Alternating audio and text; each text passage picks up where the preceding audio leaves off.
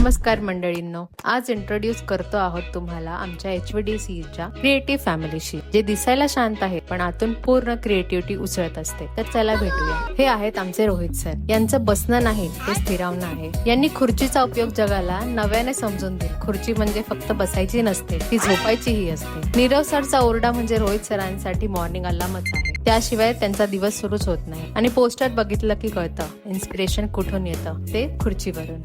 आणि मग येतात स्वरूपा मॅम. यांची एंट्री नंतर ऑफिसला ऑफिस सारखं वाटायला लागतं. जे काम उद्या होतं ते आत्ताच होऊन जातं. इन्स्टिट्यूट मधला सगळ्यात क्रिएटिव्ह माइंड, डिझाईन असो, कन्सेप्ट असो, प्रेझेंटेशन असो. स्वरूपा मॅडम म्हणजे आमचा गुगल, युट्यूब, ChatGPT सगळं एकत्र. आम्ही त्यांच्याकडून शिकतो आणि शिकत राहतो. या आहेत जोशी मॅडम. सकाळी येतात, PC सुरू करतात आणि मग सुरू होतं एक वेगळाच. आज इव्हेंट मध्ये काय झालं, कालच्या बजेट मध्ये काय होतं, इंडिया चायना रिलेशन्स कुठे आहेत, सगळे यांच्याकडे रेडी असतात. नोट्स ते इतक्या क्रिएटिव्हली फॉर्मॅट आणि डिझाईन करतात की स्टुडंट बुक वाचतात की फ्रेम करून लावतात हे त्यांनाच कळत नाही. आणि हे आहे आमचे स्क्रिप्ट रायटर. यांच्याबद्दल विचारलं तर म्हणतात मला काहीच बोलायचं नाही, पण एक सांगते, हा रील ज्याने लिहिलाय तेच आहेत हे. सगळ्यांची तारीफ ज्यांनी केली तेच आहेत हे. व्हॉइस पण त्यांचीच आहे, कारण स्वतःची तारीफ दुसऱ्याकडून करून घेणं एवढं सोपं नसतं. म्हणून स्वतःच स्क्रिप्ट लिहिली, स्वतःच व्हॉइसही दिला आणि कॅमेरा समोर मात्र इनोसंट बसली. यालाच म्हणतात खरी क्रिएटिव्हिटी.